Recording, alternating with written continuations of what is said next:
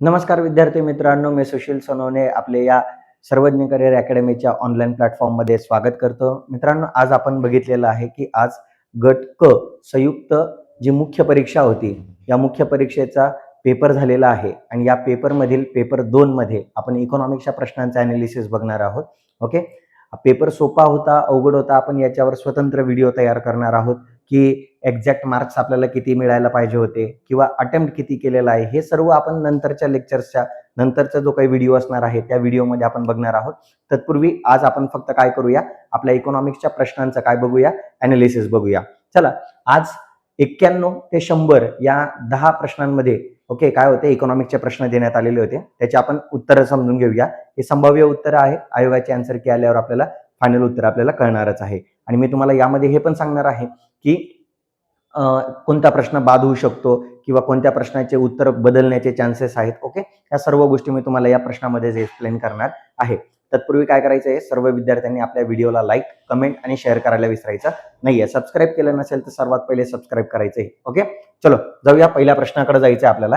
पहिला प्रश्न काय सांगत आहे आपल्याला, तर बघा, पहिल्या प्रश्नामध्ये असं म्हटलेलं आहे की डॅश डॅश यांनी चेन्नई, कोलकाता, मुंबई, दिल्ली या 4 महामार्गांना जोडणारा सुवर्ण चतुर्भुज प्रकल्प सुरू केलेला होता. तर हा जो प्रकल्प आहे मित्रांनो, हा अटल बिहारी वाजपेयी यांनी 1999 मध्ये सुरू केलेला होता.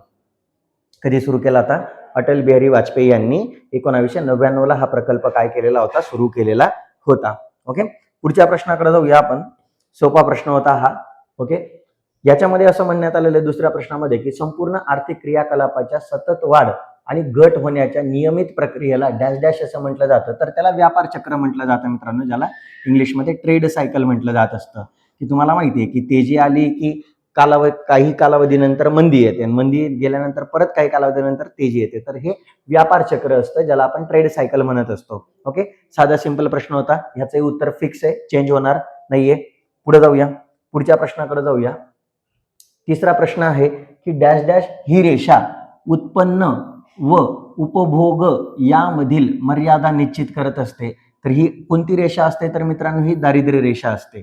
की आपण माहिती आहे आपल्याला जे उत्पन्न मिळणार आहे आणि त्या मिळालेल्या उत्पन्नामधून आपण जीवन जगण्यासाठी जो काही उपभोग खर्च करत आहोत, ओके, ते दर्शविण्यासाठीच आपण कोणत्या रेषेचा वापर करत असतो, दारिद्र्य रेषेचा वापर करत असतो. सो 93चं उत्तर किती येणार आहे, 4. याच्यामध्येही चेंज होण्याची काही शक्यता नाहीये. पुढे जाऊया, प्रश्न क्रमांक 4 बघूया, 94 बघूया आपण. 94व्या प्रश्नामध्ये काय म्हटलेलं आहे की ॲडम स्मिथ यांच्या मते 2 देशांमध्ये आंतरराष्ट्रीय व्यापार होतो. का होतो मित्रांनो, तर आता बघा, ॲडम स्मिथने असं म्हटलेलं होतं की जेव्हा 2 देशांमधील वस्तू उत्पादनाचा खर्च, म्हणजे कोणत्याही देशामध्ये जेव्हा वस्तू उत्पादनाचा खर्च कमी असतो दुसऱ्या देशाच्या तुलनेमध्ये, तेव्हाच काय केलं जात असतं की त्या 2 देशांदरम्यान काय होत असतो, व्यापार होत असतो. त्यामुळे याला त्याने नाव दिलेलं होतं सर्वंकष खर्च भिन्नता असते. म्हणजे काय आहे सर्वंकष खर्च भिन्नता, म्हणजे काय की एखादी वस्तू, फॉर एक्झाम्पल हा पेन आहे, हा पेन जर इंडियामध्ये अगदी कमी खर्चामध्ये तयार होत असेल आणि हा पेन जर चायनामध्ये खूप जास्त किमतीला तयार होत असेल, तर चायना स्वतःच्या देशामध्ये पेनाचं उत्पादन घेणार नाही. तो भारताकडनंच पेन काय करणार आहे, आयात करणार आहे. ओके, यालाच काय म्हटलं गेलेलं आहे, ऍब्सोल्यूट डिफरन्स इन कॉस्ट असं म्हटलेलं आहे. जेव्हा ऍब्सोल्यूट डिफरन्स इन कॉस्ट आपल्याला पाहायला मिळेल तेव्हा आणि तेव्हाच 2 देश एकमेकांसोबत काय करतात, व्यापार करतात. असं ॲडम स्मिथने 1776 मध्ये जो वेल्थ ऑफ नेशन ग्रंथ लिहिलेला होता, त्या ग्रंथामध्ये त्याने एक्सप्लेन केलेला होता. ओके, त्याच्यामध्ये म्हटलेले कंपॅरेटिव्ह डिफरन्स इन कॉस्ट हा जो थेरम होता, हा डेव्हिड रिकार्डोने मांडलेला होता. ओके, बाकीचे काही इथं दिलेले नाहीये. सो याचंही उत्तर चेंज होणार नाही, याचंही उत्तर ऍब्सोल्यूट डिफरन्स इन कॉस्ट हेच असणार आहे, म्हणजे सर्वंकष खर्च भिन्नता असते, हेच असणार आहे. पुढे जाऊया, पुढच्या प्रश्नाकडे जाऊया. खालीलपैकी कोणते महागाईचे किंवा चलनवाढीचे प्रकार आहेत, तर जर तुम्ही हेच नावं इंग्लिशमध्ये वाचलेत, मराठीमध्ये वाचण्याच्या पेक्षा क्रिपिंग इन्फ्लेशन आहेच. ओके, की ज्याच्यामध्ये क्रिपिंग इन्फ्लेशन म्हणजे काय, वेलीच्या वाढीप्रमाणे वाढते, की तिथं जो दर राहतो हा सिंगल डिजिट असतो. वॉकिंग इन्फ्लेशन म्हणजे आता आपण असं म्हणूया 2 ते 3% म्हणूया, 3 ते 5% म्हणूया याला. ओके, वॉकिंग इन्फ्लेशनला असतो. त्याच्यानंतर गॅलोपिंग इन्फ्लेशन जी राहते, बरोबर, रनिंग इन्फ्लेशन जर राहतं तर ते 10% जास्त असतं आणि गॅलोपिंग इन्फ्लेशन त्याच्यापेक्षाही कसं असतं, जास्त. म्हणून हे 4च्या 4 ऑप्शन येणार आहे. पर्याय क्रमांक किती येणार आहे, वरीलपैकी सर्व. असा या 4च्या 4 हे काय आहे, महागाईचे काय आहेत, प्रकार आहेत. ओके, पुढे जाऊया. म्हणून या प्रश्नाचं उत्तर चेंज होणार नाही, पर्याय क्रमांक 4च असणार आहे.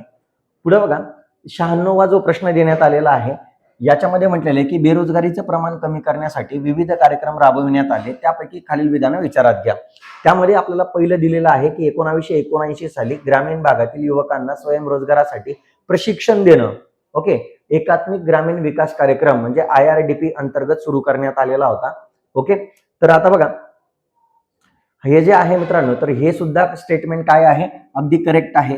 आणि पुढे म्हटलेलं आहे की राष्ट्रीय ग्रामीण रोजगार हमी जो कायदा होता या अंतर्गत जिल्हाधिकारी मुख्य कार्यकारी अधिकारी कार्यालय जिल्हा पातळीवर रोजगार हमी कार्यक्रमाला जबाबदार असेल. तर हे पण स्टेटमेंट अगदी काय आहे, करेक्ट आहे. म्हणून याचं उत्तर असणार आहे अ आणि ब दोन्हीही काय आहेत, योग्य आहेत. ओके, पुढे जाऊया, पुढच्या प्रश्नाकडे जाऊया. पुढच्या प्रश्नामध्ये असं म्हटलेलं आहे की अंदाजपत्रक जो काही होतं म्हणजे जो केंद्राचा जो काही बजेट होता 2023-24चा, तर या 2023-24च्या बजेटमध्ये मिस्टी, ओके, हा जो कार्यक्रम होता हा कोणत्या उद्देशाने सुरू करण्यात आलेला होता, तर हा मँग्रोव्ह खारफुटीच्या संवर्धनाला प्रोत्साहन म्हणून काय करण्यात आलेला होता, सुरू करण्यात आलेला होता. म्हणून पर्याय क्रमांक 97चा किती असणार आहे, 2 असणार आहे. ओके, पुढे जाऊया. त्याच्यानंतर म्हटलेलं आहे की योग्य जोड्या जुळवा. आता इथं तुम्हाला प्रत्यक्ष कर आपल्याला माहिती आहे, प्रत्यक्ष कर कोणता असतो, वैयक्तिक उत्पन्न कर आहे. अप्रत्यक्ष कर कोणता आहे, वस्तू व सेवा कर आहे. आणि शुल्क व दंड म्हणजे काय असतं, ते करेतर उत्पन्न असतं. आणि शिल्कीचा अंदाजपत्रक केव्हा मांडला जात असतो, चलनवाढीच्या काळात मांडला जात असतो. म्हणजे आपलं उत्तर काय येणार आहे, ड क ड क अ ब, अ आणि ब हे आपलं उत्तर असणार आहे. म्हणून ड क अ ब, ड ड क अ ब पर्याय क्रमांक किती येणार आहे, 3 येणार आहे. ओके, पुढे जाऊया, पुढच्या प्रश्नाकडे जाऊया. पुढचा प्रश्न काय म्हटलेला आहे की भारतातील रोजगारी संदर्भात खालीलपैकी बरोबर विधाने कोणती आहेत. ओके, इथं म्हटलेलं आहे की भारतातील असंघटित क्षेत्रात रोजगारी जास्त आहे, तर बरोबर आहे मित्रांनो. याचं पर्सेंट अप्रॉक्सिमेट आपण जर असं पकडलं तर 80% आसपास काय आहे की असंघटित क्षेत्रामध्ये रोजगार निर्मिती होत असते. ओके, त्याच्यानंतर भारतामध्ये संरचनात्मक बेरोजगारी पाहायला मिळते, हे पण अगदी करेक्ट स्टेटमेंट आहे. ओके, त्याच्यानंतर आर्थिक उदारीकरणामुळे रोजगार वाढलेला आहे, तर असं नाहीये मित्रांनो की उदारीकरणामुळेच रोजगार वाढलेला आहे, असं काही नाहीये. त्याच्यामुळे क विधान हे करेक्ट नसणार आहे. आणि लास्ट बघा, भारतातील आर्थिक वृद्धी रोजगार वाढ दर्शवते, तर लक्षात घ्या मित्रांनो, भारतामध्ये जी आर्थिक वाढ होते ती वाढ तेवढ्या प्रमाणामध्ये रोजगार निर्मिती करू शकत नाहीये. म्हणून इंडियाच्या ग्रोथला आपण कोणती ग्रोथ म्हणतोय, जॉबलेस ग्रोथ म्हणत आहोत. बरोबर आहे ना. त्यामुळे ड विधान तर काय आहे, इनकरेक्ट आहे. आणि जर आपण पर्यायानुसार जायचं ठरलं तर वरीलपैकी सर्व तर येणार नाही, कारण की ड विधान 100% काय आहे, इनकरेक्ट आहे. इथं पण बघा ड येतोय, म्हणजे तिसरं विधान पण काय आहे, 100% काय आहे, इनकरेक्ट आहे. मग उरला पर्याय फक्त ए किंवा बी, आणि दुसरा उरलेला बी आणि सी. पण आपल्याला 100% माहिती आहे ए 100% काय आहे, करेक्ट आहे. म्हणून पर्याय क्रमांक काय येणार आहे, फक्त अ आणि ब येणार आहे. म्हणजे तुम्हाला हे आर्थिक उदारीकरणामुळे रोजगार वाढला की कमी झाला हे स्टेटमेंट माहिती नसतं तरी सुद्धा तुम्ही ड पर्याय 100% इनकरेक्ट आहे आणि अ पर्याय 100% बरोबर आहे, एवढा जरी तुम्ही विचार करून सॉल्व्ह केला असता तरी तुम्हाला हा प्रश्न सॉल्व्ह करता आला असता. ओके, आणि शेवटचा प्रश्न बघा. शेवटच्या प्रश्नामध्ये म्हटलेलं आहे की जो मल्टी डायमेन्शनल पॉवर्टी इंडेक्स आहे तर तो 3 निर्देशांकांवर आधारित आहे. तर ते 3 निर्देशांक कोणकोणते आहे, आरोग्य, शिक्षण आणि राहणीमानाचा दर्जा, health, education and standard of living. Okay, तर या 3 घटकांवर तो काय आहे, डिपेंडेंट आहे. ओके, सो हे होते इकॉनॉमिक्सच्या प्रश्नांचे अनालिसिस होतं. ओके, नेक्स्ट लेक्चरमध्ये आपण समजून घेणार आहोत की पेपर अवघड होता, सोपा होता की मॉडरेट होता.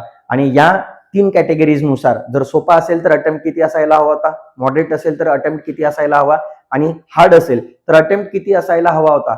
आपण हे जे प्रश्न आहे हे नेक्स्ट लेक्चरमध्ये समजून घेणार आहोत. तत्पूर्वी थांबूया. धन्यवाद. व्हिडिओला सबस्क्राईब आणि शेअर करायला विसरू नका. Thank you so much.